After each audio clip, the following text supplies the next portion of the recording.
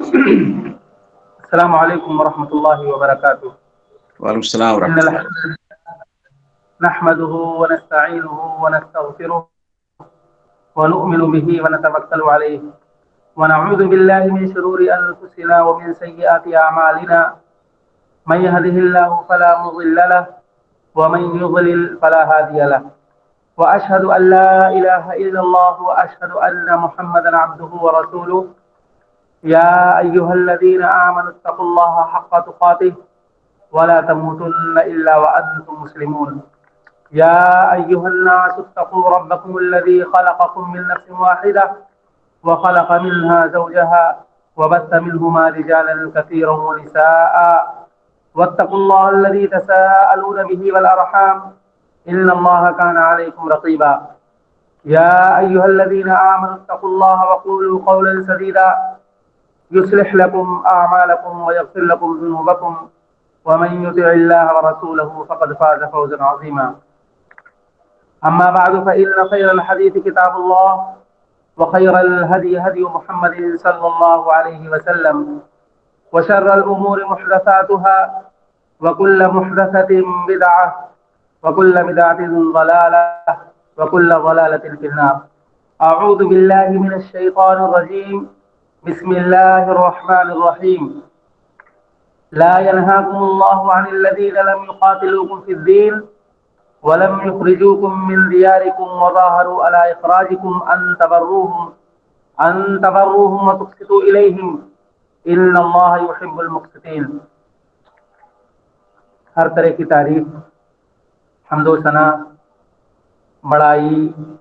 بزرگی، عظمت و کبریائی اس اللہ رب العزت کے لیے لائق و زیبا ہے جو تن تنہا اس پوری کائنات کا خالق، مالک، مربی اور پالنہار ہے. بعدہ الگنت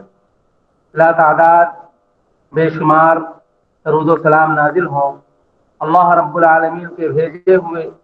تمام انبیاء علیہ الصلوۃ والتسلیم پر، خصوصاً نبی آخر الزماں احمد مجتبیٰ محمد الرسول اللہ صلی اللہ علیہ وسلم پر. حاضرین گرامی، جیسا کہ بھی آپ نے سنا کہ آج کے اس درس میں اس موضوع پر چند منٹ کچھ باتیں پیش کرنے کی کوشش کروں گا. وہ ہے نبی کریم صلی اللہ علیہ وسلم کا غیر مسلموں کے ساتھ برتاؤ کیا تھا اور آج ہم مسلمانوں کا رویہ کیا ہے. محترم بھائیوں، بلا کسی تمہید کے میں اپنی بات شروع کرتا ہوں اور اسی مناسبت سے قرآن مجید سورۃ الممتحنہ کی ایک آیت میں نے پڑھی ہے. آئیے سب سے پہلے اس آیت کا ترجمہ دیکھتے ہیں. اللہ رب العالمین نے ارشاد فرمایا لا ينهاكم الله عن الذين لم يقاتلوكم في الدين، کہ اللہ رب العالمین تمہیں ان غیر مسلموں کے ساتھ حسن سلوک کرنے سے منع نہیں کرتا، ان غیر مسلموں کے ساتھ احسان کرنے سے منع نہیں کرتا.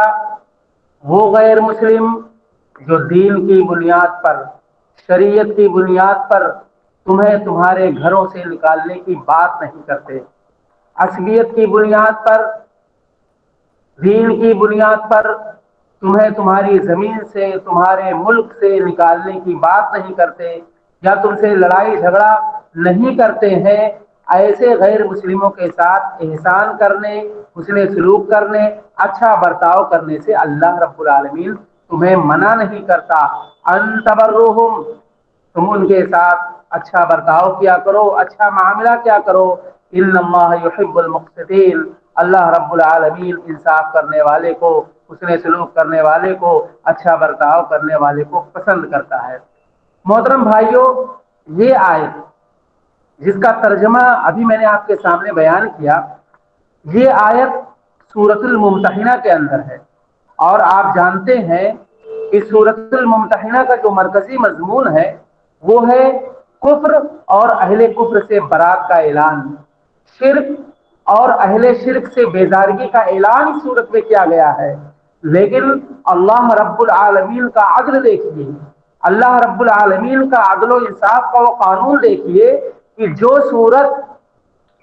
کفر اور شرک سے برات اور بیزارگی کا اعلان کر رہی ہو، اس صورت کے اندر اللہ رب العالمین نے ایک ایسی آیت کا ذکر کیا ہے جس میں انصاف پر مبنی، عدل پر مبنی باتیں ہیں، کہ اللہ رب العالمین اس صورت کے اندر ایک ایسی آیت ذکر کر رہا ہے کہ جس آیت میں اللہ رب العالمین بیان فرماتا ہے کہ اللہ رب العالمین تمہیں ان غیر مسلموں کے سلسلے میں جو تم سے دین کی بنیاد پر، شریعت کی بنیاد پر لڑائی جھگڑا نہیں کرتے، تمہیں تمہارے ملک سے، تمہارے گھروں سے نکالنے کی بات نہیں کرتے، ایسے لوگوں کے ساتھ حسن سلوک کرنے سے اللہ رب العالمین تمہیں منع نہیں کرتا۔ ایسے غیر مسلموں کے ساتھ تم احسان کا معاملہ کیا کرو، حسن سلوک کیا کرو، انصاف کیا کرو، اللہ رب العالمین انصاف کرنے والے کو پسند کرتا ہے۔ محترم بھائیوں،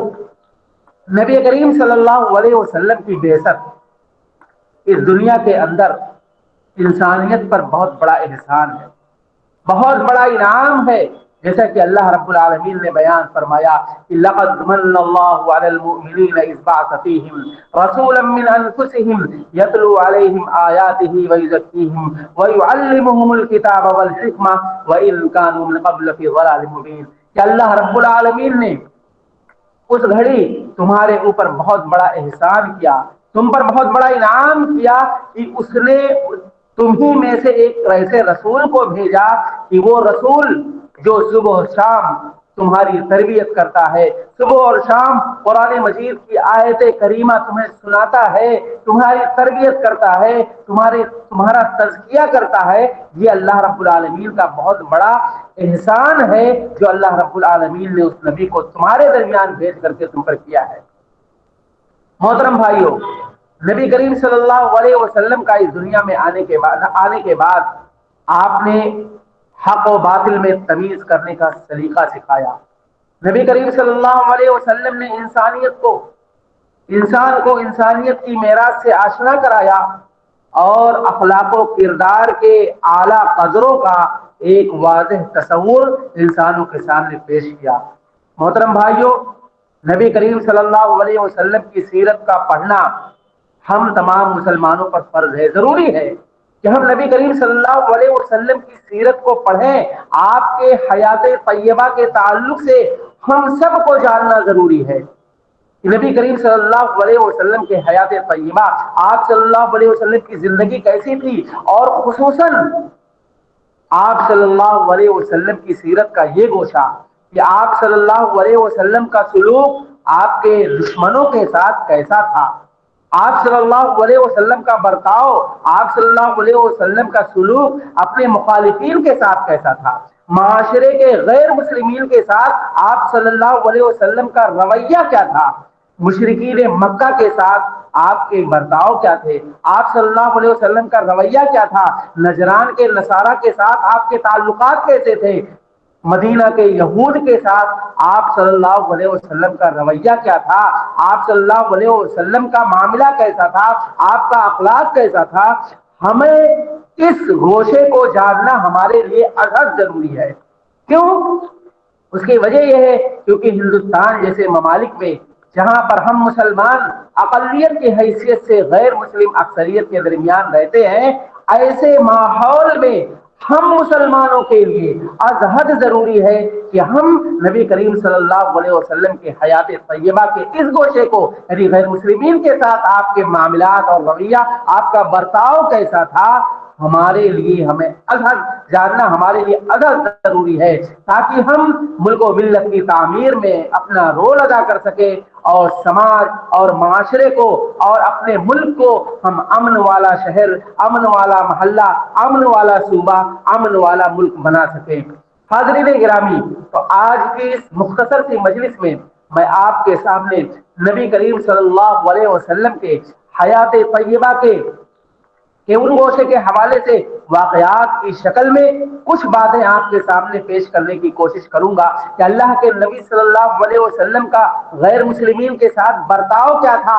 ہمیں یہ واقعات سن کر کے ہمیں اپنا جائزہ لینے کی ضرورت ہے، ہم اپنا جائزہ لیں اور دیکھیں اور سوچیں کہ ہمارے معاملات، ہمارے بغل میں غیر مسلم پڑوسی رہتا ہے، ہمارے گھر کے ہمارے محلے میں غیر مسلم رہتے ہیں، ہمارے ملک میں غیر مسلم ہے، ہمارے صوبے اور سماج میں غیر مسلم رہتے ہیں۔ نبی کریم صلی اللہ علیہ وسلم کے دور میں بھی غیر مسلم ہوا کرتے تھے، مکہ کے اندر، مدینہ کے اندر۔ اللہ کے نبی صلی اللہ علیہ وسلم نے ان غیر مسلموں کے ساتھ آپ کے معاملات کیسے تھے، آپ کا رویہ غیر مسلمین کے ساتھ کیسا تھا، اسے ہمیں جاننے کی ضرورت ہے۔ میرے بھائیوں، نبی کریم صلی اللہ علیہ وسلم نبی بنائے جانے کے بعد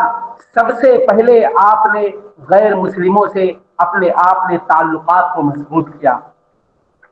نبی کریم صلی اللہ علیہ وسلم نے تعلقات کو مضبوط کیا۔ آپ غیر مسلموں کے مہمان بنتے تھے، غیر مسلموں کے کی آپ دعوت قبول کرتے تھے، اور اگر غیر مسلموں میں کوئی شخص اگر بیمار ہو جاتا تھا تو اللہ کے نبی صلی اللہ علیہ وسلم اس شخص کی عیادت کے لیے آپ صلی اللہ علیہ وسلم وہاں جایا کرتے تھے۔ اور حد تو یہ ہے کہ آپ سیرت کی کتابیں پڑھیں گے، حدیثوں کی کتابیں آپ پڑھیں گے تو آپ کو پتہ چلے گا کہ اللہ کے نبی صلی اللہ علیہ وسلم نے غیر مسلموں کے ساتھ مل کر کے آپ نے کاروبار کیا، غیر مسلموں سے آپ نے تجارت کیا، یہاں تک کہ اللہ کے نبی صلی اللہ علیہ وسلم کی وفات ہو رہی ہے تو آپ صلی اللہ علیہ وسلم کا زرہ ایک یہودی کے پاس رہے بطور رہن رکھا ہوا تھا۔ آپ جانتے ہیں ابو داؤد کی ایک روایت ہے کہ اللہ کے نبی صلی اللہ علیہ وسلم کو ایک مرتبہ ایک یہودی نے دعوت دیا، کھانے پر بلایا، وہ ہے یہودی اور نبی کریم صلی اللہ علیہ وسلم کو کھانے کی دعوت دے رہا ہے۔ اللہ کے نبی صلی اللہ علیہ وسلم نے اس یہودی کی دعوت کو آپ نے قبول کیا، اور آپ صلی اللہ علیہ وسلم صرف قبول ہی نہیں بلکہ دعوت کو قبول کرتے ہوئے آپ اس کے گھر پر تشریف لے گئے۔ اب اس یہودی نے آپ صلی اللہ علیہ وسلم کو جو کھانا پیش کیا تھا، اب یا تو اس کی شرارت کہیے یا اس کی غربت و ناداری کہیے کہ آپ کے سامنے اس یہودی نے جو کھانا پیش کیا تھا وہ کھانا خراب ہو چکا تھا، وہ سالن خراب ہو چکا تھا جو اس یہودی نے آپ کے سامنے پیش کیا۔ اور آپ جانتے ہیں کہ قوم یہود من حیث القوم اللہ رب العالمین نے قرآن مجید کے اندر جتنی مذمت ان کی ہے قوم یہود کی، شاید کہ دوسرے قوم کے اللہ رب العالمین نے کی ہو۔ آپ صلی اللہ علیہ وسلم اس کی دعوت قبول کر رہے ہیں، کھانا کھا رہے ہیں، اور ایسا کھانا اس سے پیش کیا جو خراب ہو چکا تھا، لیکن اس کے باوجود اللہ کے نبی صلی اللہ علیہ وسلم نے اس کھانے کو، اسی سالن کو، اسی روٹی سے کھایا، اور اللہ کے نبی صلی اللہ علیہ وسلم نے کوئی عیب نہیں نکالا، آپ نے اس کھانے پر کوئی تبصرہ نہیں کیا۔ اللہ کے نبی صلی اللہ علیہ وسلم کا تواضع دیکھیے۔ اور یہی نہیں، جیسے کہ میں نے کہا کہ اللہ کے نبی صلی اللہ علیہ وسلم جب کوئی شخص غیر مسلموں میں سے بیمار ہو جاتا تھا آپ اس کی عیادت کے لیے اس کے گھر جایا کرتے تھے۔ ایک یہودی نوجوان بیمار ہو گیا، اللہ کے نبی صلی اللہ علیہ وسلم اس کی عیادت کے لیے اس کے گھر تشریف لے گئے۔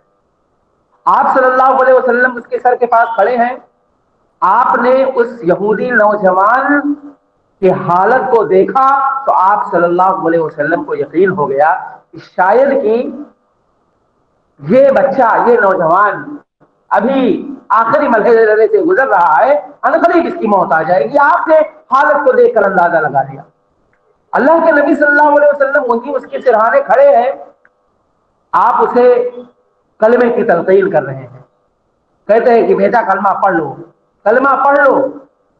وہ بچہ، وہ نوجوان اپنے باپ کی طرف دیکھ رہا ہے، اور پھر اللہ کے نبی صلی اللہ علیہ وسلم کو چہرے کو دیکھ رہا ہے، پھر اپنے باپ کے چہرے کی طرف دیکھ رہا ہے، پھر اللہ کے نبی صلی اللہ علیہ وسلم کے چہرے کو دیکھ رہا ہے۔ باپ نے اپنے بیٹے کے جذبات کو سمجھ گیا، اور اس نے یہ دیکھا، اسے یقین ہونے لگا کہ شاید کہ میرا بیٹا کچھ کہنا چاہتا ہے، اس یہودی نوجوان کے باپ نے اپنے بیٹے سے کہا، اتے ابو القاسم، تم محمد صلی اللہ علیہ وسلم کی بات مان لو۔ اتنا اس کے باپ کو کہنا ہی تھا کہ وہ یہودی نوجوان نے فوراً کلمہ پڑھ لیا، اور جیسے ہی اس نے کلمہ پڑھا اس کی روح قبض ہو گئی، اس کا انتقال ہو گیا۔ اللہ کے نبی صلی اللہ علیہ وسلم وہاں سے فوراً نکلے اور آپ صلی اللہ علیہ وسلم نے آ کر کے کہا، الحمدللہ الذی انقذہ بی من النار، یہ تمام تعریف اس اللہ رب العالمین کے لیے ہے کہ اس نے اس نوجوان کو، اس یہودی بچے کو میرے ذریعے جہنم کی آگ سے بچا لیا۔ اور میں بتاؤں آپ کو کہ اللہ کے نبی صلی اللہ علیہ وسلم جس یہودی نوجوان کی عیادت کے لیے گئے تھے اور جسے کلمے کی تلقین کر رہے تھے، وہ کون تھا؟ روایت کے اندر آتا ہے کہ وہ یہودی نوجوان اللہ کے نبی صلی اللہ علیہ وسلم کا خادم تھا۔ آپ نے اسے خدمت کے لیے رکھا تھا، وہ آپ کا خادم تھا، آپ کی خدمت کرتا تھا۔ کیا صحابہ کرام رضی اللہ تعالی عنہم اجمعین نبی کریم صلی اللہ علیہ وسلم کی خدمت کے لیے کافی نہیں تھے؟ اللہ کے نبی صلی اللہ علیہ وسلم کو اگر خدمت کی ضرورت پڑتی، آپ صلی اللہ علیہ وسلم ایک آواز لگاتے، پورا مدینہ اللہ کے نبی صلی اللہ علیہ وسلم کی خدمت کے لیے امڑ پڑتا تھا۔ لیکن اللہ کے نبی صلی اللہ علیہ وسلم کو آخر کیا ضرورت تھی کہ ایک طرف صحابہ کرام کی پوری جماعت موجود ہے، اور وہ صحابہ کرام بڑے بڑے صحابہ اللہ کے نبی صلی اللہ علیہ وسلم کی خدمت کے لیے صبح و شام حاضر ہیں، اپنے آپ کو انہوں نے نبی کریم صلی اللہ علیہ وسلم کی خدمت کے لیے وقف کر دیا۔ لیکن کیا ضرورت پیش آئی کہ اللہ کے نبی صلی اللہ علیہ وسلم نے اس یہودی نوجوان کو اپنی خدمت کے لیے آپ نے چنا؟ تاریخ اگر آپ پڑھیں گے، جہاں پر سیرت نگاروں نے اللہ کے نبی صلی اللہ علیہ وسلم کے خادمین کا ذکر کیا ہے، تو اس فہرست میں اس یہودی نوجوان کا بھی نام آپ کو ملے گا کہ اللہ کے نبی صلی اللہ علیہ وسلم کے خادمین میں سے ایک یہودی نوجوان تھا جو اللہ کے نبی صلی اللہ علیہ وسلم کی خدمت کیا کرتا تھا۔ محترم بھائیوں، آخر وجہ کیا ہے؟ اللہ کے نبی صلی اللہ علیہ وسلم غیر مسلموں کے عام دعوت کو بھی قبول کر رہے ہیں، اور آپ صلی اللہ علیہ وسلم ان کے ساتھ تجارت و کاروبار بھی کر رہے ہیں۔ اللہ کے نبی صلی اللہ علیہ وسلم بیمار ہونے پر اس غیر مسلم کی عیادت کے لیے بھی جا رہے ہیں۔ آپ اس کا فائدہ آپ دیکھ رہے ہیں، بتانے کی ضرورت نہیں ہے، اس کا فائدہ مل گیا۔ اللہ کے نبی صلی اللہ علیہ وسلم نے جس یہودی نوجوان کو اپنی خدمت کے لیے آپ صلی اللہ علیہ وسلم نے رکھا تھا، وہ یہودی نوجوان آخری وقت میں، وفات کے وقت اس نے کلمہ پڑھا اور مسلمان ہو گیا۔ اللہ کے نبی صلی اللہ علیہ وسلم، آپ صلی اللہ علیہ وسلم کے تعلقات کو بنانے کا فائدہ ہو گیا۔ نبی کریم صلی اللہ علیہ وسلم نے غیر مسلموں کے ساتھ آپ نے اپنے تعلقات کو سب سے پہلے مضبوط کیا۔ کیوں؟ کیا تعلقات برائے تعلقات نہیں، تعلقات برائے تعلقات نہیں، بلکہ تعلقات برائے دعوت، تعلقات برائے تبلیغ۔ آپ اپنے مدعو قوم کو سے آپ اپنے تعلقات کو بہتر نہیں بنائیں گے تو آپ انہیں تبلیغ کیسے کریں گے؟ آپ اسلام کی دعوت انہیں کیسے دیں گے؟ صبح و شام آپ کا پڑوسی آپ کے گھر کے بغل میں رہتا ہے، صبح و شام وہ آپ کو دیکھ رہا ہے، آپ کو، آپ کے اخلاق کو دیکھ رہا ہے، آپ کے کردار کو دیکھ رہا ہے، آپ کے کیریکٹر کو دیکھ رہا ہے۔ اگر آپ کا رویہ آپ کے پڑوسی سے اچھا نہیں ہے جو غیر مسلم ہے، تو وہ آپ کی بات کبھی نہیں سنے گا، آپ کی بات وہ کبھی نہیں مانے گا۔ آپ کے لیے ضروری ہے کہ آپ اپنے محلے کے اندر اگر غیر مسلم رہتا ہے، اگر وہ تعصب پرست نہیں ہے، عصبیت پرست نہیں ہے، دین اور شریعت کی بنیاد پر وہ آپ سے لڑائی جھگڑا نہیں کرتا ہے، آپ اپنے اخلاق کو، اپنے کردار کو اس کے سامنے اچھے طریقے سے پیش کریں۔ جب آپ اپنے اخلاق اور اپنے کردار کو، وہ آپ کو کے اخلاق کو دیکھے گا تو آپ کی بات سنے گا، آپ اس کو توحید کی دعوت دیں گے اور اسی طریقے سے اسلام کے بارے میں بتائیں گے، توحید کے بارے میں بتائیں گے۔ تو جو کنفیوژن پھیلا ہوا ہے، اسلام کو دہشت گرد اور نہ جانے کون کون سے نام القاب دیے جا رہے ہیں، مسلمانوں کو بدنام ہونے کی کوشش کی جا رہی ہے، ایک مسلمان کے لیے ضروری ہے کہ وہ اپنے اخلاق کو، اپنے کردار کو اور اچھے اپنے پڑوس میں رہنے والے غیر مسلموں کے سامنے اچھا پیش کرے۔ نبی کریم صلی اللہ علیہ وسلم نے یہی، آپ صلی اللہ علیہ وسلم کی دعوت بھی اسی سے شروع ہوئی کہ آپ نے سب سے پہلے اپنے تعلقات کو غیر مسلمین سے مضبوط کیا۔ اور یہی نہیں، قرآن مجید نے نبی کریم صلی اللہ علیہ شریعت نے آپ صلی اللہ علیہ وسلم کو جو تعلیم دی، جو بتلائی، اور جو چیزیں اللہ رب العالمین نے آپ کو سکھایا، اس میں سے ایک بات یہ بھی تھی کہ اللہ کے نبی صلی اللہ علیہ وسلم غیر مسلموں کے جان کو بھی احترام کے نگاہ سے دیکھتے تھے، جس طرح سے اللہ کے نبی صلی اللہ علیہ وسلم نے مسلمانوں کے جان کو محترم قرار دیا، جس طرح سے مسلمانوں کی عزت و آبرو کو اللہ کے نبی صلی اللہ علیہ وسلم نے محترم گردانا، اسی طریقے سے اللہ کے نبی صلی اللہ علیہ وسلم نے غیر مسلموں کے جان کو آپ نے احترام کی نگاہ سے دیکھا۔ یہی نہیں بلکہ جس طرح سے اللہ کے نبی صلی اللہ علیہ وسلم غیر مسلمانوں کے عزت کا احترام کیا کرتے تھے، اللہ کے نبی صلی اللہ علیہ وسلم غیر مسلموں کی عزت کا بھی احترام آپ کیا کرتے تھے۔ آپ جانتے ہیں ابو داؤد کی ایک روایت ہے، بخاری کی ایک روایت ہے کہ اللہ کے نبی صلی اللہ علیہ وسلم کے سامنے ایک جنازہ گزرا، آپ صلی اللہ علیہ وسلم وہ جنازے کو دیکھ کر کے کھڑے ہو گئے۔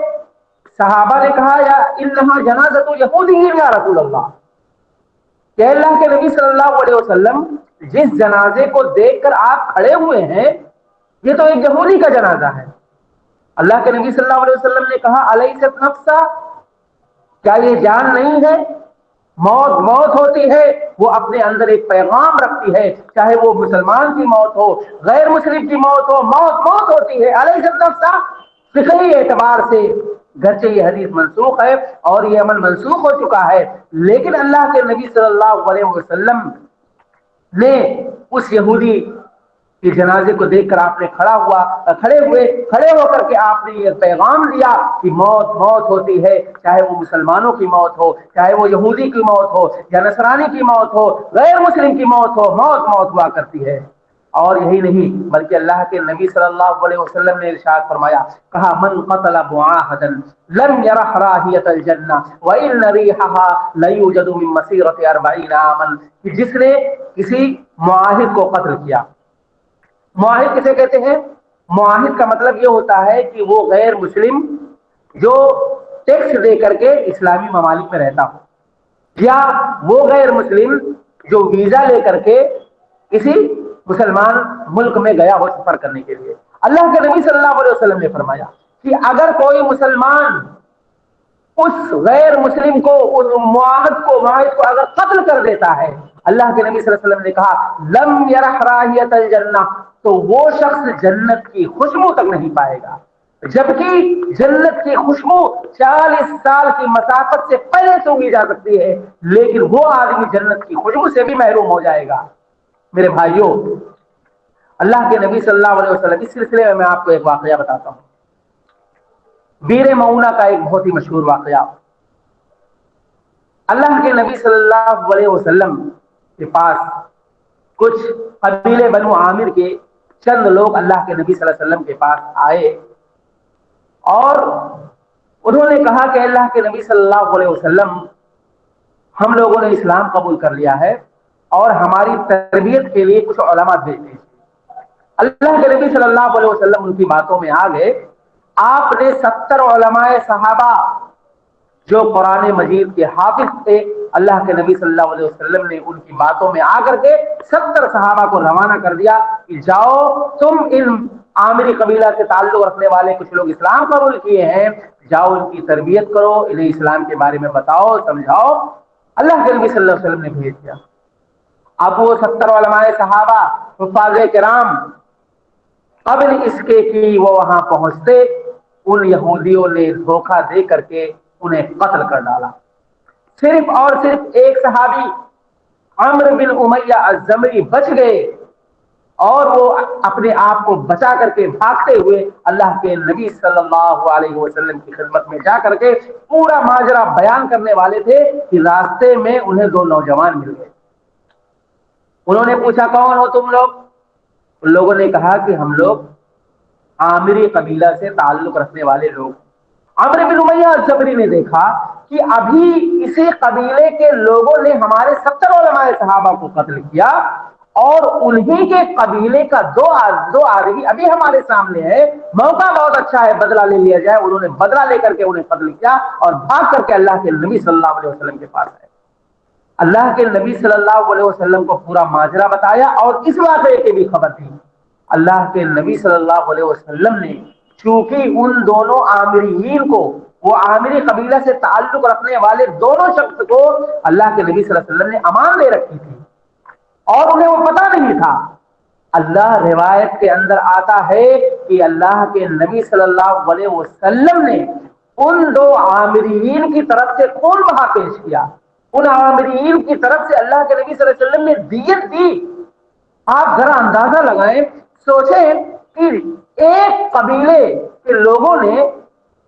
دوسرے قبیلے کے 70 افراد کو قتل کر رہے ہیں، اور بدلے میں اگر ان دو لوگوں کو قتل کیا جاتا ہے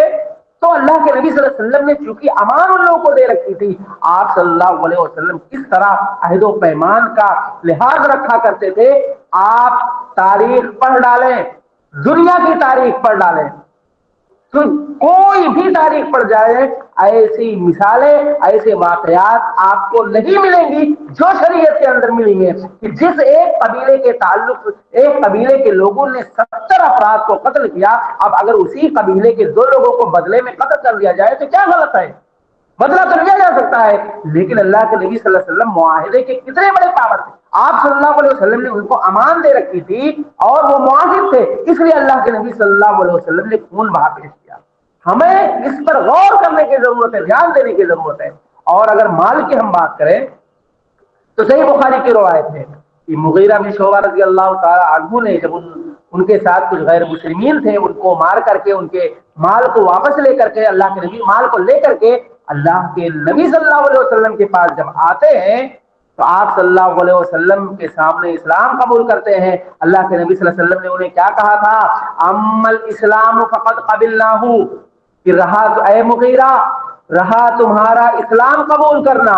تو یہ تو مجھے منظور ہے، تم نے قبول کر لیا ہے، لیکن یہ جو تم مال لے کر کے آئے ہو فإنها مال غدر وخیانت،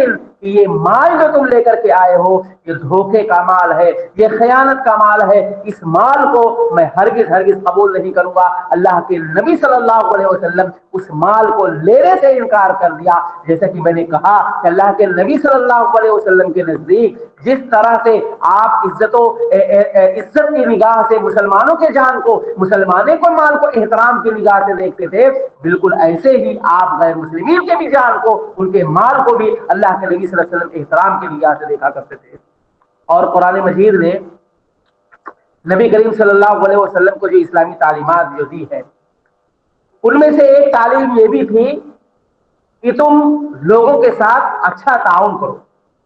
نیکی کے کاموں میں اچھا تعاون کرو۔ جیسے کہ ایک آیت ہے وَتَعَاوَنُوا عَلَى الْبِرِّ وَالتَّقْوَى وَلَا تَعَاوَنُوا عَلَى الْإِثْمِ وَالْعُدْوَانِ، کہ تم نیکی کے معاملے میں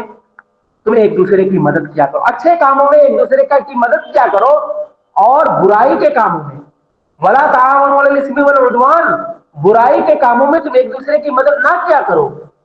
یہ آیت ہم بار بار سن چکے ہیں، درس میں سنتے ہیں، خطبے میں آپ نے سنا ہوگا، بار بار اس آیت کریمہ کو جب ہم قرآن پڑھتے ہیں اس کا ترجمہ ہم پڑھے ہوں گے، لیکن میں آپ کو بتاؤں یہ آیت کریمہ کا سیاق بتلا رہا ہے کہ یہ آیت غیر مسلموں کے سلسلے میں نازل ہوئی، یہ آیت غیر مسلموں کے سلسلے میں نازل ہوئی ہے۔ آپ دیکھیں قرآن مجید کی وہ آیت کریمہ وَلَا يَجْرِمَنَّكُمْ شَنَآنُ قَوْمٍ أَن صَدُّوكُمْ عَنِ الْمَسْجِدِ الْحَرَامِ أَن تَعْتَدُوا وَتَعَاوَنُوا عَلَى الْبِرِّ وَالتَّقْوَى وَلَا تَعَاوَنُوا عَلَى الْإِثْمِ وَالْعُدْوَانِ، کہ اللہ کے نبی صلی اللہ علیہ وسلم کے وہ صحابہ جو عمرے کی غرض سے مدینہ سے مکہ کی طرف آ رہے تھے اور انہیں صلح حدیبیہ کے موقع پر وجہ مقام پر روک دیا گیا تھا اور ان کو عمرہ کرنے نہیں دیا گیا تھا، مکے میں داخلے کے لیے غفار مکہ نے پابندی لگا دی تھی، تو صحابہ کرام جب عمرہ کرنے سے محروم ہو گئے، صحابہ کرام کو عمرہ کرنے نہیں ملا، مکہ میں داخلہ کرنے نہیں ملا، تو وہ غصے کی حالت میں لوٹے تھے،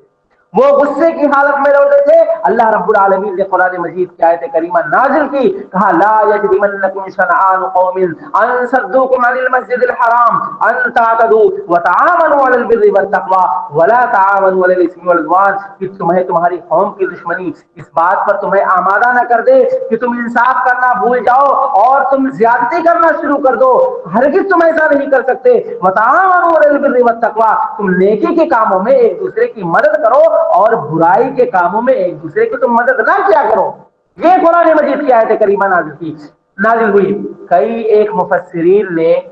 اس آیت کریمہ کے تعلق سے جو انہوں نے ذکر کیا ہے، ان کا کہنا یہ ہے کہ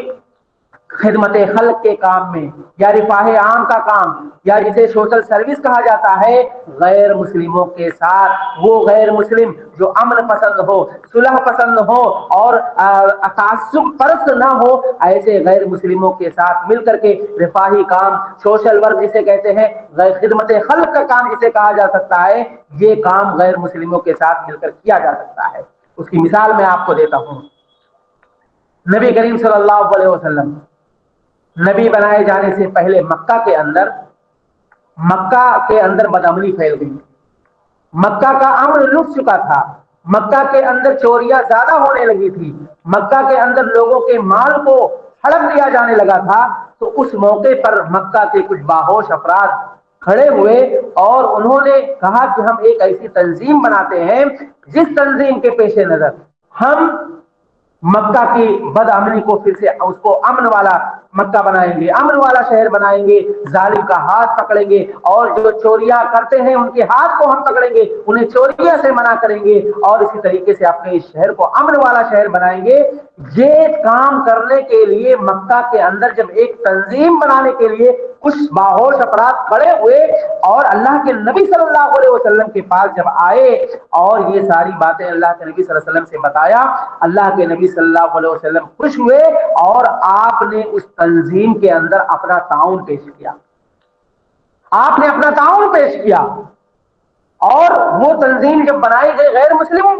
مسلموں نے وہ تنظیم بنائی تھی، لیکن اللہ کے نبی صلی اللہ علیہ وسلم نے ان غیر مسلموں کے ساتھ مل کر کے آپ نے اپنا تعاون پیش کیا۔ اب اگر آپ اعتراض کر دیں کہ یہ تو نبی بنائے جانے سے پہلے کا واقعہ ہے، آپ اس وقت نبی نہیں بنے تھے، تب اللہ کے نبی صلی اللہ علیہ وسلم نے غیر مسلموں کے ساتھ مل کر کے تعاون پیش کیا تھا، اعتراض کر سکتے ہیں آپ؟ تو میں آپ کو یہ کہوں گا کہ اللہ کے نبی صلی اللہ علیہ وسلم کی زندگی نبی بنائے جانے سے پہلے بھی ہمارے لیے اسوہ ہے اور نبی بنائے جانے کے بعد تو اسوہ ہے ہی ہے۔ کیوں؟ کیونکہ اللہ کے نبی صلی اللہ علیہ وسلم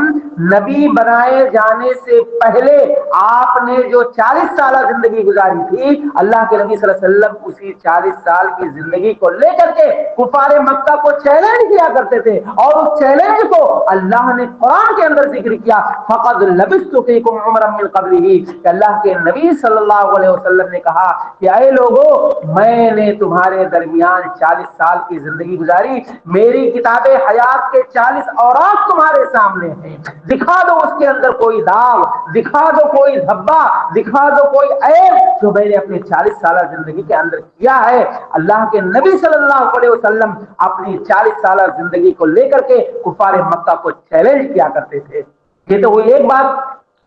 دوسری بات یہ کہ نبی بنائے جانے کے بعد اللہ کے نبی صلی اللہ علیہ وسلم نے کفار مکہ کے ساتھ مل کر کے جس تنظیم، سیرت کی کتابوں میں آپ کو اس تنظیم کا نام حلف الفضول ملے گا، حلف الفضول نام سیرت کی کتابوں میں آپ کو ملے گا۔ اللہ کے نبی صلی اللہ علیہ وسلم جب اس چیز کو یاد کرتے تھے کہ ایک موقع پر میں نے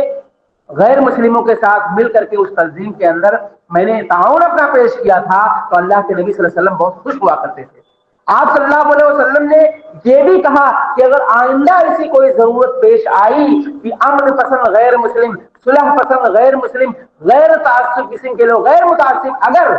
اس طرح کے کوئی کام کریں گے جس سے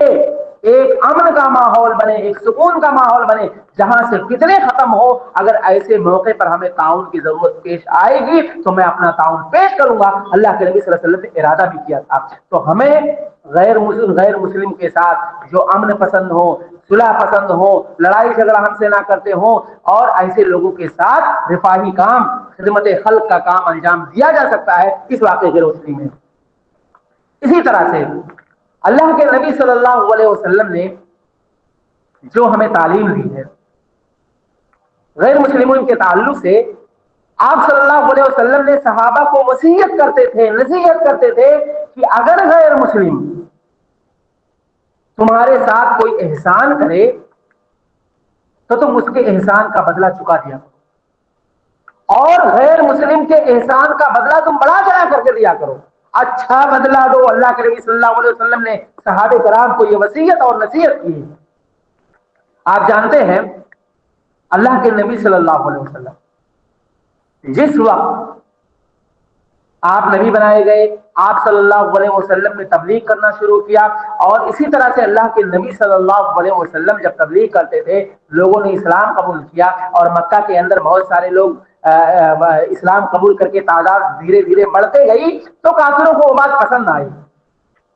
ان کو عجیب سا محسوس ہوا, اور انہوں نے کہا کہ اگر ان پر ابھی روک نہیں لگائی جائے گی تو اسلام اسی طرح سے بڑھتے جائے گا. کچھ ایسا کام کرتے ہیں جس سے یہ لوگ اپنی تبلیغ سے بعد آ جائیں, یا اسی طریقے سے دعوت جو توحید کی دعوت یہ لوگ پھیلا رہے ہیں, اسلام کی دعوت پھیلا رہے ہیں, اس سے یہ لوگ بعد آ جائیں.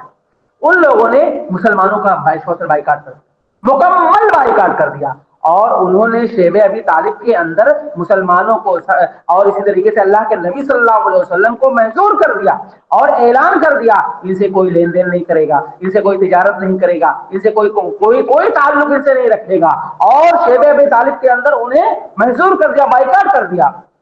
صحابی رسول بیان کرتے ہیں کہ جس وقت ہمیں شیب ابی طالب کے اندر محظور کیا گیا تھا, ہمارے پاس کھانے پینے کی کچھ بھی چیزیں نہیں تھی, یہاں تک کہ جب ہمیں بھوک لگتی تھی, ہمیں زیادہ بھوک لگتی تھی, کھانے کا جب کوئی چیز دل کرتا تھا تو ہم کھجور کے درخت کو چبایا کرتے تھے, کھجور کے درخت کے پتوں کو کھا کھا کر کے ہم نے زندگیاں گزاری. 3 سال کی مدت,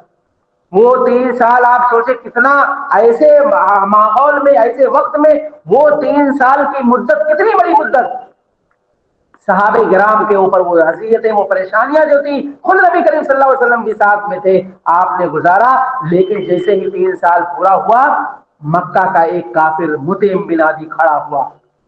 مطعم بن عدی کون؟ مکہ کا سردار اس وقت تھا, اور وہ کافر تھا. وہ کھڑا ہوا اور اس نے کہا کہ دیکھو تم لوگوں نے مسلمانوں کے اوپر بہت زیادتی کی ہے,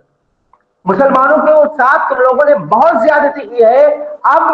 اس سے زیادہ زیادتی کرنے کی ضرورت نہیں ہے, اب بہت ہو چکا ہے. کیونکہ یہ جو گھر سے اپنے آپ کو یہ لوگ مسلمان کہتے ہیں اور یہ نبی ہونے کی بات کرتے ہیں, یہ تو آپ ہم ہی لوگوں کے رشتے دار ہیں, ہمارے ہی رشتے دار ہیں, اور اسی طریقے سے ہمارے ہی قبیلے سے تعلق رکھنے والے لوگ ہیں, ہم ان پر اب ظلم نہیں کر سکتے. مطعم بن عدی اپنے چند نوجوان ساتھیوں کو لے کر کے کھڑا ہوا, اور شیب ابی طالب کے اندر جو محظور کیے ہوئے تھے صحابہ اور اللہ کے نبی صلی اللہ علیہ وسلم, ان کو وہاں سے آزاد کرایا. ایک احسان مطعم بن عدی نے نبی صلی اللہ علیہ وسلم پر یہ کیا تھا. دوسرا احسان یہ کہ اللہ کے نبی صلی اللہ علیہ وسلم ہجرت کر کے جب آپ طائف چلے گئے تھے اور وہاں کے لوگوں کو دعوت و تبلیغ کرنا شروع کیا, لیکن اس موقع پر کافروں نے نہیں مانا, اور اللہ کے نبی صلی اللہ علیہ وسلم کو ستایا, پریشان کیا, آپ کی دعوت کو قبول نہیں کیا. آپ مجبور ہو گئے مکہ کی طرف واپس آنے کے لیے. کافروں کو پتا چلا, ان لوگوں نے مکہ کے بارڈر کو سیل کر دیا, کہا کہ نبی صلی اللہ علیہ وسلم ابھی اس وقت طائف چلے گئے ہیں, اب یہ وزیر ہیں,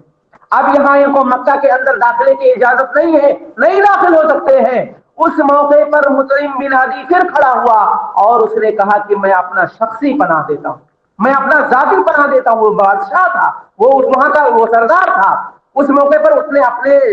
شخصی پناہ میں نبی کریم صلی اللہ علیہ وسلم کو دوبارہ مکہ کے اندر واپس کیا, اللہ کے واپس لیا. اللہ کے نبی صلی اللہ علیہ وسلم مکہ کے اندر آئے, داخل ہوئے. یہ اللہ کے نبی صلی اللہ علیہ وسلم سے کے اوپر مطعم بن عدی نے تو احسان کیا تھا. اللہ کے نبی صلی اللہ علیہ وسلم کو جب مطعم بن عدی کے احسان کا بدلہ دینے کی باری آئی, آپ مطعم بن عدی کے احسان کا بدلہ دے کر رہے تھے. اللہ کے نبی صلی اللہ علیہ وسلم نے مطعم بن عدی کو, آپ صلی اللہ علیہ وسلم نے مطعم بن عدی کو بدلہ دینا چاہا. آپ صلی اللہ علیہ وسلم نے بدر کے موقع پر, اللہ کے نبی صلی اللہ علیہ وسلم نے اس موقع پر, آپ کو یاد آئی جب 70 قیدی کافروں کے مسلمانوں کے ہاتھ آئے, اللہ کے نبی صلی اللہ علیہ وسلم نے اس موقع پر کیا کہا؟ اللہ کے نبی صلی اللہ علیہ وسلم نے کہا کہ اگر مطعم بن عدی زندہ ہوتے اور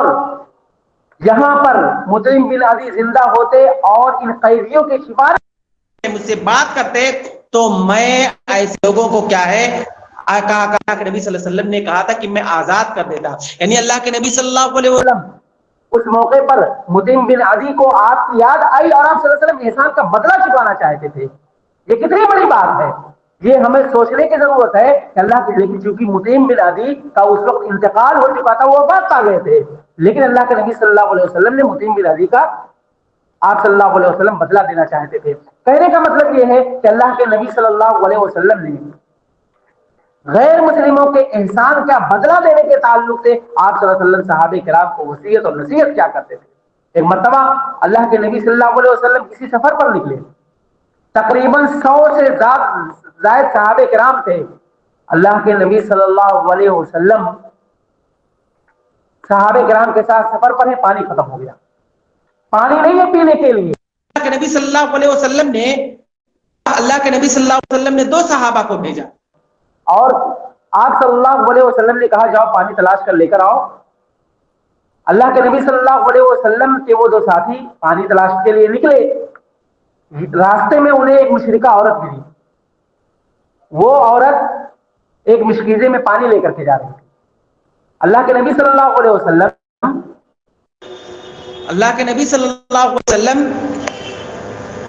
کے پاس آپ اللہ کے نبی صلی اللہ علیہ وسلم وہ مشکیزہ لے کر کے آئے, وہ عثمان کے لے کر کے وہ عورت کے ساتھ میں آئی. اور اللہ کے نبی صلی اللہ علیہ وسلم نے دیکھا کہ صحابہ کرام کی کتنی بڑی تعداد ہے اور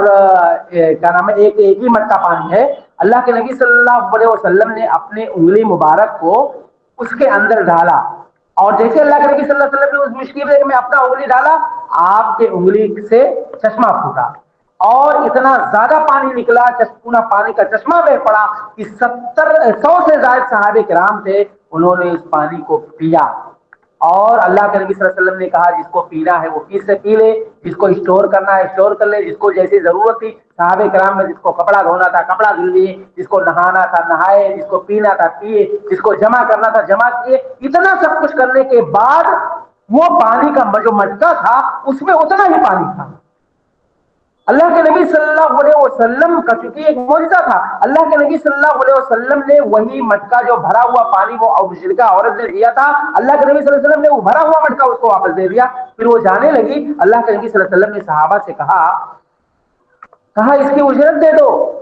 بہت ہی اہم موقع پر تمہیں پانی, تمہارے پاس پینے کا پانی نہیں تھا, اس عورت نے تمہیں پینے کے پانی کے لیے اپنا مٹکا دیا ہے, تمہارے لیے ضروری ہے کہ اس کا بدلہ تم اسے دو. صحابہ کرام میں جن کے پاس جو کچھ تھا, کسی کے پاس کھجور تھا, کسی کے پاس ستو کا آٹا تھا, جو بھی تھا انہوں نے اس کو بطور اس کا احسان کا بدلہ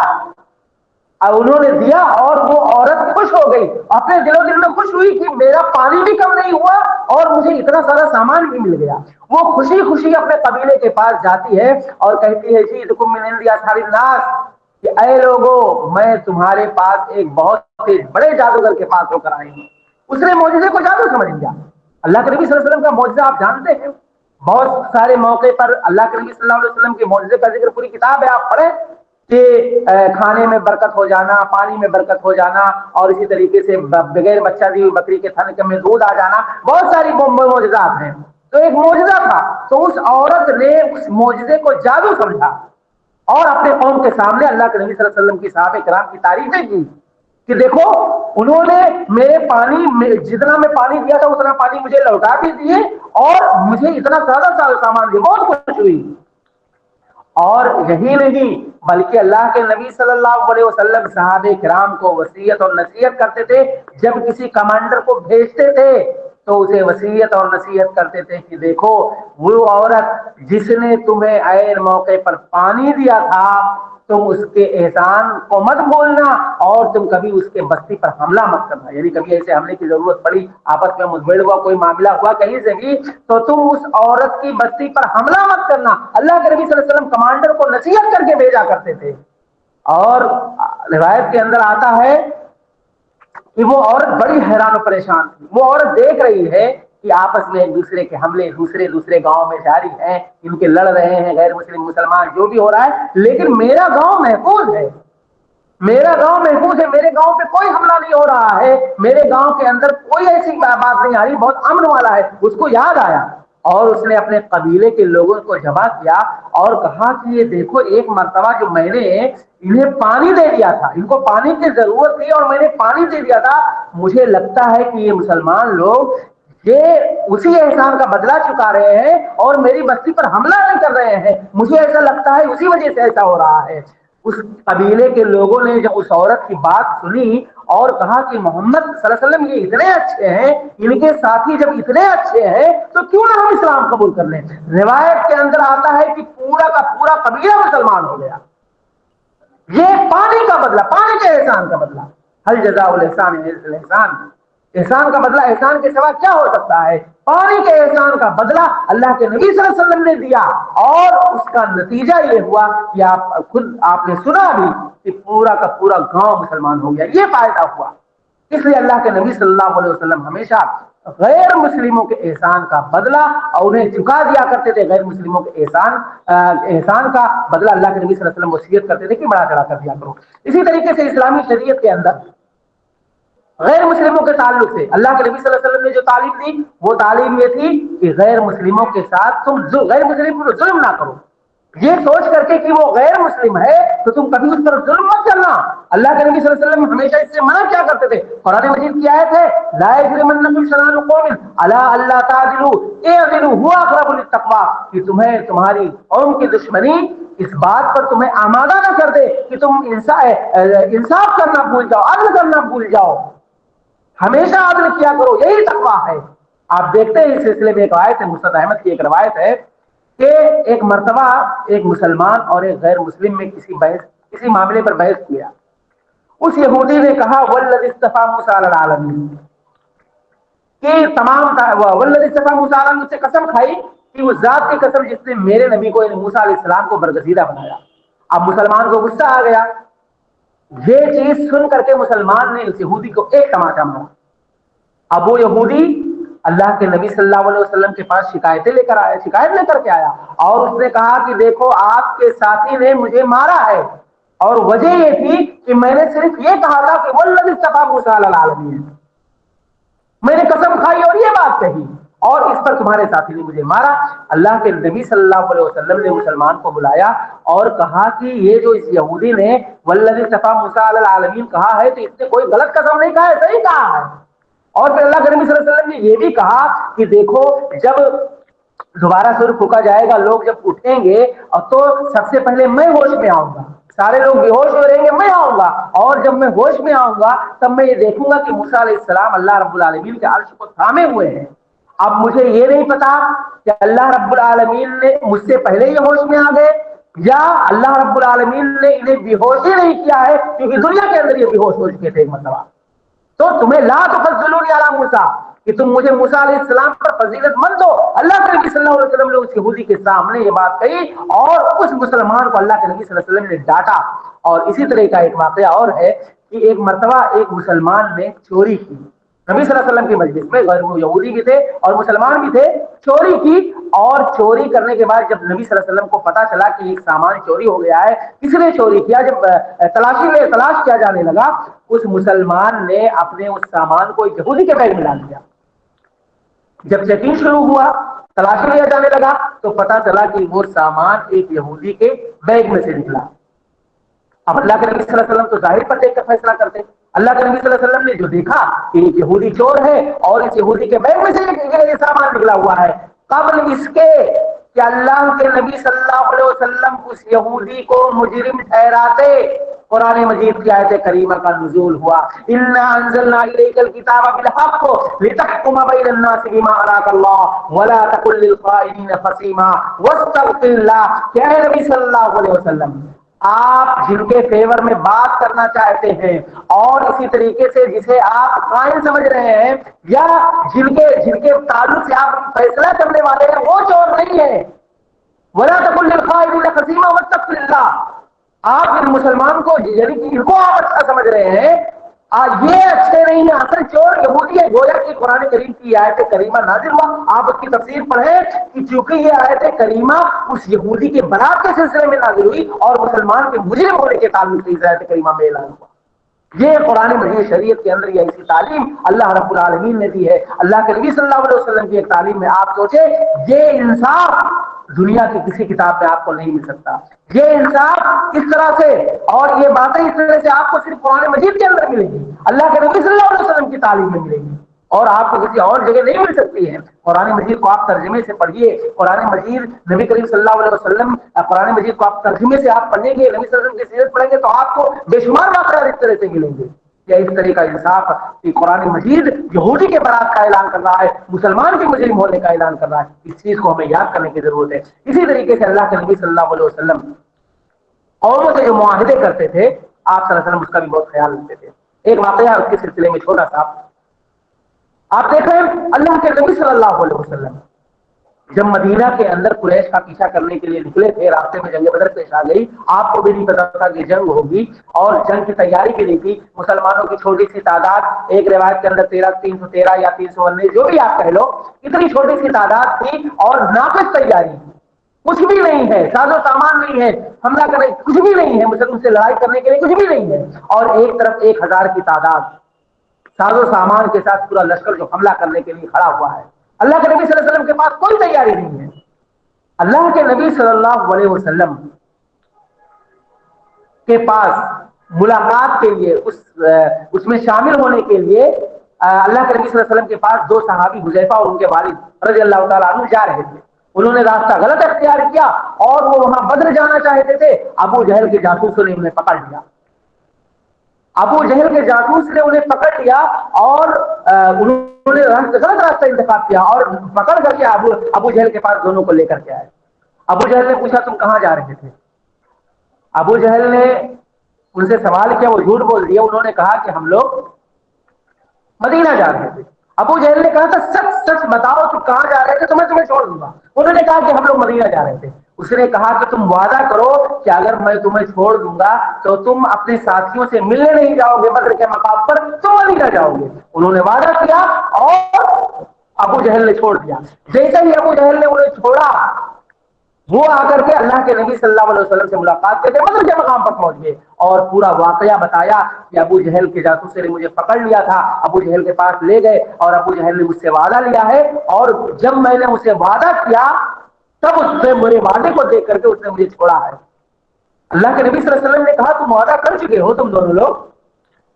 انہوں نے کہا اللہ کے نبی صلی اللہ علیہ وسلم ہم لوگ مدینہ جانے کا وعدہ کر دیے تھے تبھی تو اس نے مجھے چھوڑا ہے. اللہ کے نبی صلی اللہ علیہ وسلم نے کہا کہ اگر تم نے ابو جہل سے مدینہ جانے کا وعدہ کیا ہے تو تم یہاں سے ابھی فوراً مدینہ چلے جاؤ. یہاں ہمارے ساتھ رہنے کی ضرورت نہیں ہے کیونکہ تم نے ابو جہل سے وعدہ کیا ہے اور اس وعدے کو نبھاؤ, اس وعدے کو پورا کرو. اللہ کے نبی صلی اللہ علیہ وسلم دونوں کو وہاں سے واپس کر دیا. مسلمان ظاہری حالات ظاہری اسباب سے جنگ نہیں جیتتا ہے, اللہ رب العالمین سے تعلق کی بنیاد پر جنگ جیتا کرتا ہے. آپ دیکھیں کہ ایک ایسا نازک مرحلہ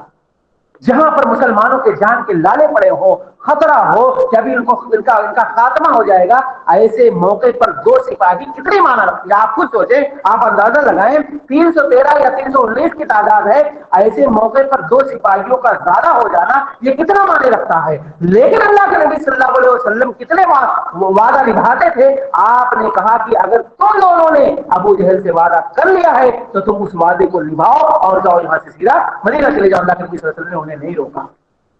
یہ سارے واقعات کو سن کر کے ہمیں اور اسی طریقے سے اپنے اندر تبدیلی لانے کی ضرورت ہے اور نبی کریم صلی اللہ علیہ وسلم کے اس وعدے کے سلسلے میں آپ وعدے کیسے نبھاتے تھے یہ اپنے اندر ہمیں اصلاح کی ضرورت ہے. اور ہمارے درمیان ایک جملہ ہم اپنے ملک میں اپنے معاشرے کے اندر یا اپنے محلے کے اندر اپنے سماج کے اندر کہتے ہیں, ہمارے دماغ میں ایک بات چلتے رہتی ہے جو کافر ہوتے ہیں ان پر بھروسہ نہیں کیا جا سکتا. جو کفار ہیں ان کے اوپر کیا بھروسہ کیا جائے, وہ تو ہمارے دشمن ہیں اور اسی طریقے سے ان پر کوئی اعتبار نہیں کیا جا سکتا. یہ ساری باتیں ہمارے دل و دماغ میں چلتے رہتی ہے لیکن ایسا نہیں ہونا چاہیے. کچھ اللہ کی قسم کھاؤ کھانے کہتا ہوں کچھ ایسے لوگ ہیں, آپ لوگ بھی اپنے محلے کا جائزہ لیں, کچھ غیر مسلم ایسے ہوتے ہیں جو مسلمانوں سے زیادہ ان کا اخلاق اچھا ہوتا ہے. ان کے اندر صرف اور صرف ایمان کی کمی ہوتی ہے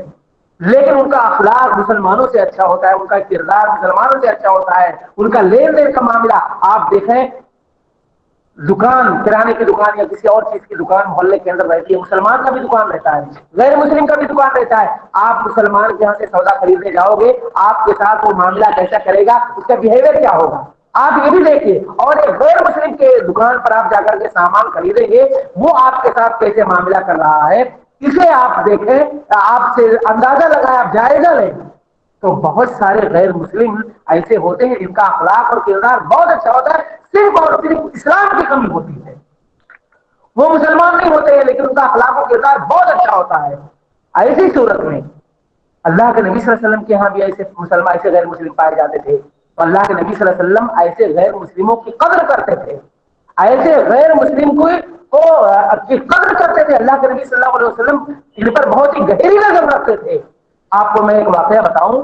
ہجرت نازک جیسا نازک موقع، ہجرت جیسا نازک موقع اللہ کے نبی صلی اللہ علیہ وسلم کو جب حکم ہوا کہ آپ مدینہ چھوڑ کر، مکہ چھوڑ کر کے آپ مدینہ چلے جاؤ، اللہ کے نبی صلی اللہ علیہ وسلم اللہ رب العالمین کے حکم کی تعمیل کرتے ہوئے ابو بکر صدیق رضی اللہ تعالیٰ عنہ کے ساتھ ہجرت کا ارادہ کر دیا. کافروں کو پتا چلا کہ اب یہ نبی صلی اللہ علیہ وسلم مکہ چھوڑ کر جانے والے ہیں، اللہ کے نبی صلی اللہ علیہ وسلم کی قتل کی سازشیں کرنے لگے. اللہ کے نبی صلی اللہ علیہ وسلم کو پتا چلا، آپ ابو بکر صدیق رضی اللہ تعالیٰ عنہ کے ساتھ غار ثور میں چھپ گئے.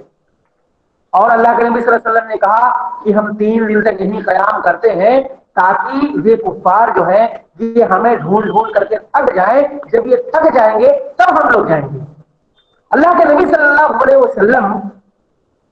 اور اسی طریقے سے ابو بکر صدیق رضی اللہ تعالیٰ عنہ کو پکڑ کر لائے جانے کے تعلق سے کفار مکہ کے سردار نے جو اعلان کیا تھا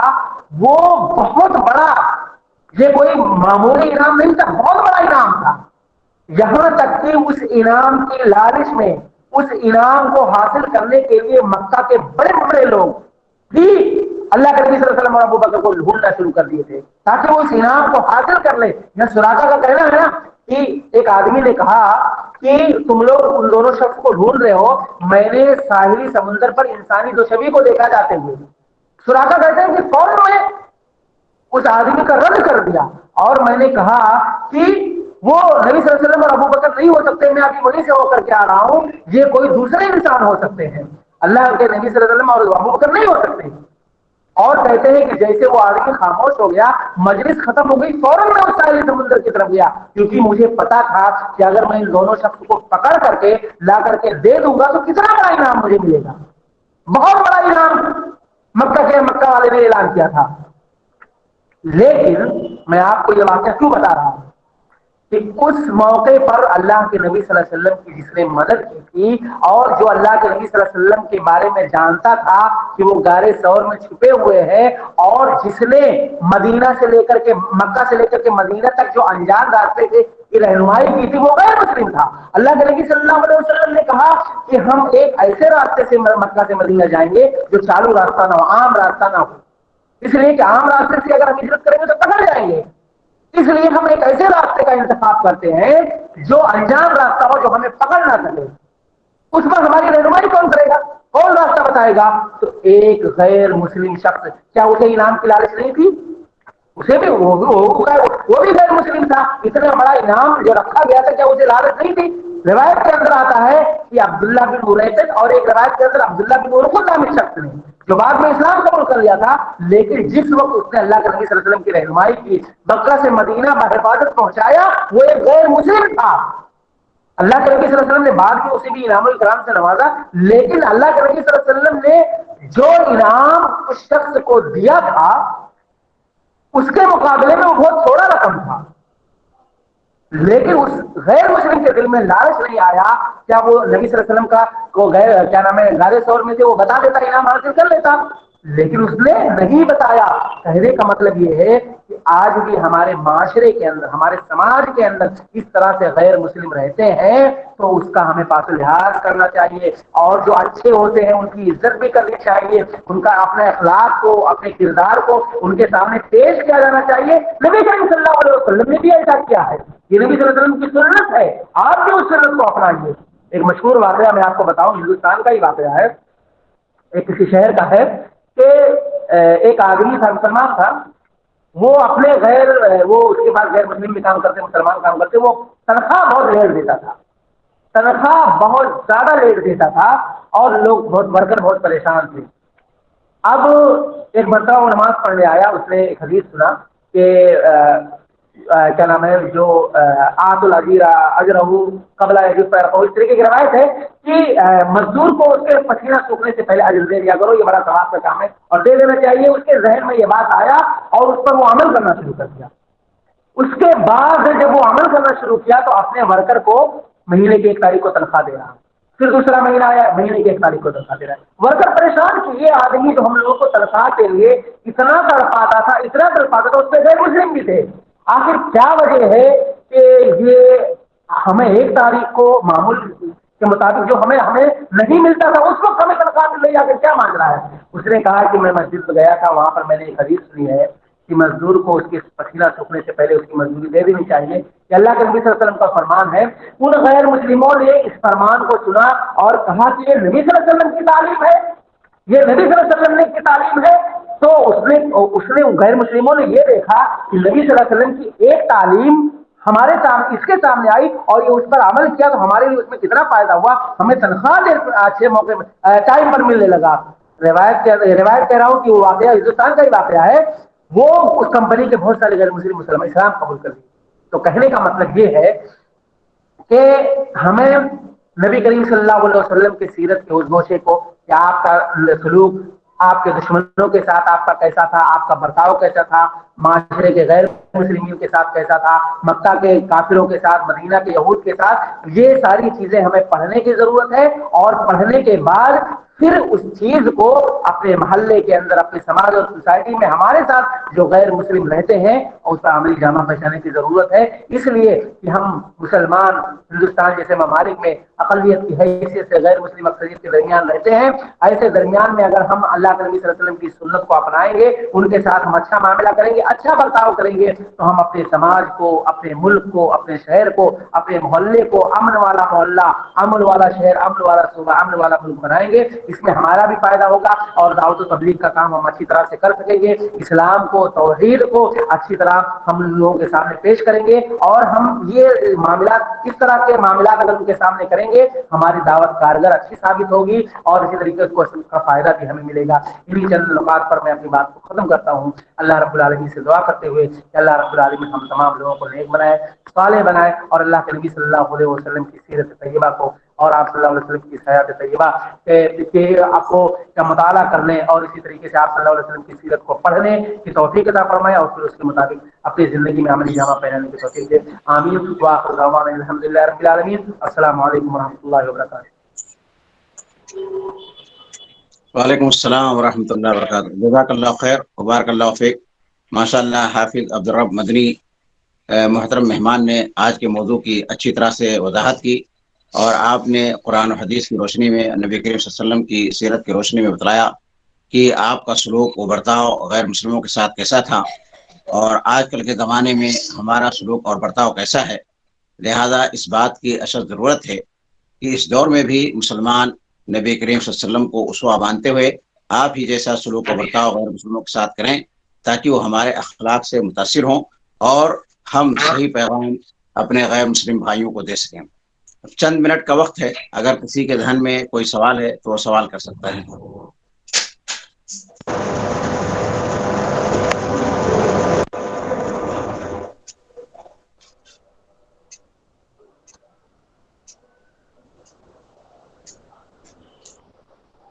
موضوع سے متعلق اگر کوئی سوال ہے تو وہ کر سکتا ہے. جی السلام علیکم. السلام. جی شیخ, ہمارے محلے میں کچھ ہندو رہتے ہیں جی جی جو بولیے. مطلب ہم لوگ تو اچھی طرح رہتے ہیں لیکن جی اچھی طرح رہتے ہیں ساتھ, لیکن ان کو ہم دعوت کا مطلب سسٹم کیسے شروع کریں, ان کو دعوت کیسے اسلام سے متاثر کیسے کریں سمجھ میں نہیں آ رہا ہے. باتیں تو اچھے اچھے کرتے ہیں, ہم لوگ آ کر اٹھتے بیٹھتے ہیں,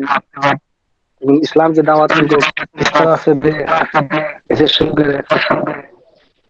تھوڑا سمجھ آپ کیجیے. دیکھیے, آپ پہلے آپ ان سے اپنے تعلقات کو اچھے رکھیں, ان کے ساتھ ملے جلیں اور پھر اپنا اخلاق, اپنا کردار اور آپ کا رویہ جو ہے یہ آپ کا ان کے سامنے اچھا ہونا چاہیے. جب یہ ساری چیزیں آپ ان کے ساتھ اچھا معاملہ کریں، ان کے ساتھ احسان کریں، یا مطلب یہ ہے کہ ایسا نہیں کہ مطلب آپ ان کے تیوہار میں بھی شریک ہونے لگے، ایک بات دھیان میں رکھنے کی ضرورت ہے، ایسا نہیں ہے، نیکی کہ ان کے ساتھ بھلائی کا معاملہ کریں جو بھی ہے، لیکن ایسا نہیں کہ آپ ان کے تیوہار میں شریک ہونے لگیں یا جو بھی ہے اس طرح سے، اس میں وہ سب جانے کی ضرورت نہیں وہاں پر۔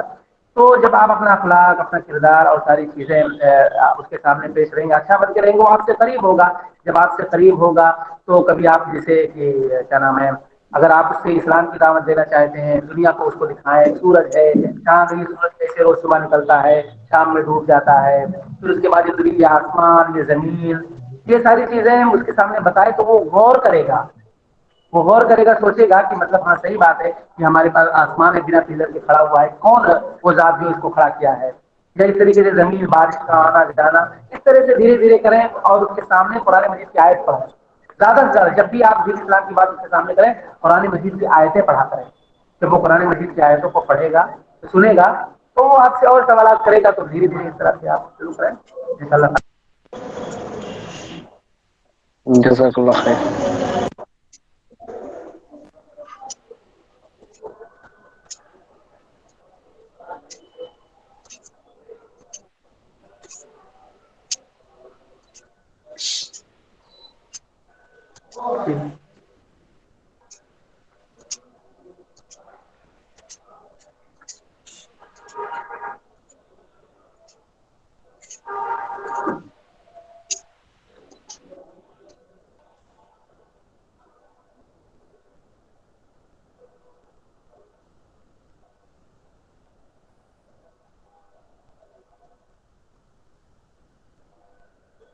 میرے خیال سے اور کوئی سوال نہیں ہے، تو یہیں پر اکتفا کرتے ہیں۔ جی جی، تو جزاکم ایک اللہ بار پھر آخر میں اپنے محترم مہمان کا شکریہ ادا کرتا ہوں، اور اسی طرح سے اپنے سامعین کا بھی شکریہ ادا کرتا ہوں، اور ایک بار پھر آپ سب سے اپیل کرتا ہوں کہ آپ جو ہے اس سوسائٹی سے جڑیے، اس کا زیادہ سے زیادہ تعارف کروائیے، اور اس میں ہر طرح کا تعاون کیجیے، اور جتنے بھی پروگرام اس کے ہیں ان تمام پروگراموں میں حصہ لیجیے۔ اللہ سبحانہ تعالیٰ سے دعا ہے کہ اللہ تعالیٰ ہم تمام مسلمانوں کو اسلام کے مطابق عمل کرنے کی توفیق عطا فرمائے، آمین۔ اور اسی کے ساتھ آج کا یہ پروگرام ختم ہوتا ہے۔ السلام علیکم ورحمۃ اللہ وبرکاتہ۔ اللہ تعالیٰ جزاکم اللہ خیرا۔